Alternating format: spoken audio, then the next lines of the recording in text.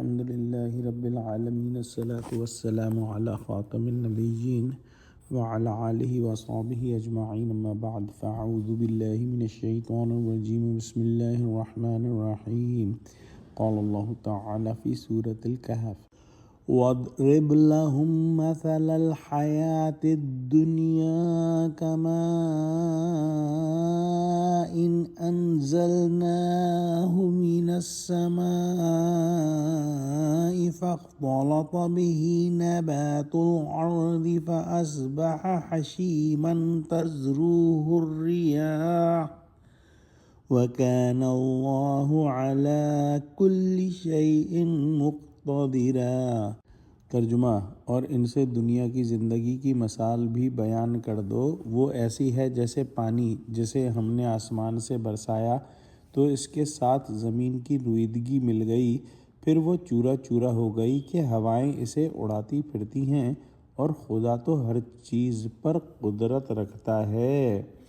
یعنی دنیا کی عارضی بہار اور فانی و سریع الزوال تر و تازگی کی مثال ایسی سمجھو کہ خشک اور مردہ زمین پر بارش کا پانی پڑا، وہ یک بیک جی اٹھی، گنجان درخت اور مختلف اجزاء سے رلا ملا سبزہ نکل آیا، لہلہاتی کھیتی آنکھوں کو بھلی معلوم ہونے لگی، مگر چند روز ہی گزرے کہ کھیتی زرد ہو کر سوکھنا شروع ہو گئی۔ آخر ایک وقت آیا کہ کاٹ چھانٹ کر برابر کر دی گئی، پھر ریزہ ریزہ ہو کر ہوا میں اڑائی گئی۔ یہی حال دنیا کے دیدہ زیب فریب بناؤ سنگھار کا سمجھنا چاہیے۔ چند روز کے لیے خوب ہری بھری نظر آتی ہے، آخر میں چورا ہو کر ہوا میں اڑ جاتی ہے اور کٹ چھٹ کر سب میدان صاف ہو جائے گا۔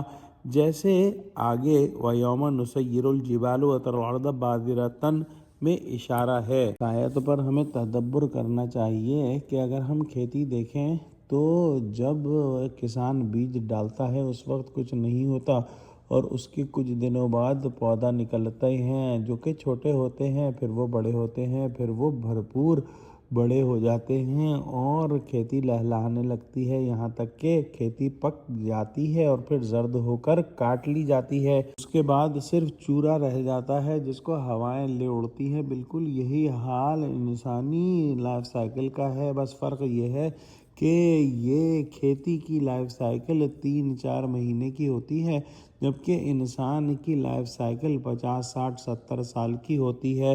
اس میں بھی جب بچہ پیدا ہوتا ہے تو نئے پودے کی طرح بڑی آؤ بھگت کی جاتی ہے اور بڑی خوشیاں منائی جاتی ہیں۔ پھر وہ اسکول و کالج جاتا ہے، جوان ہوتا ہے، اس کی شادی ہوتی ہے، بچے ہوتے ہیں، پھر بڑھاپا آن گھیرتا ہے، بچے اسی طرح سے بڑے ہو جاتے ہیں جیسے وہ ہوا تھا، اور خود وہ بوڑھا ہوتا چلا جاتا ہے، یہاں تک کہ اس کی موت کا وقت آ جاتا ہے اور اس کو مٹی میں دبا دیا جاتا ہے۔ سو جہاں سے وہ آیا تھا وہیں واپس چلا جاتا ہے، اور صرف جو باقی رہنے والی چیز ہے وہ اس کے اعمال ہیں۔ ایک بات یہاں اور سمجھنی چاہیے کہ جس طرح سے اللہ سبحانہ وتعالی مردہ زمین سے زندہ کھیتی نکالتا ہے، اور جس طرح سے انسان پیدا ہو کر دوبارہ مٹی میں مل جاتا ہے، تو اس کو دوبارہ پیدا کرنا اللہ سبحانہ وتعالی کے لیے کوئی بڑا کام نہیں۔ اللہ سبحانہ وتعالی ہر چیز پر قدرت رکھتا ہے۔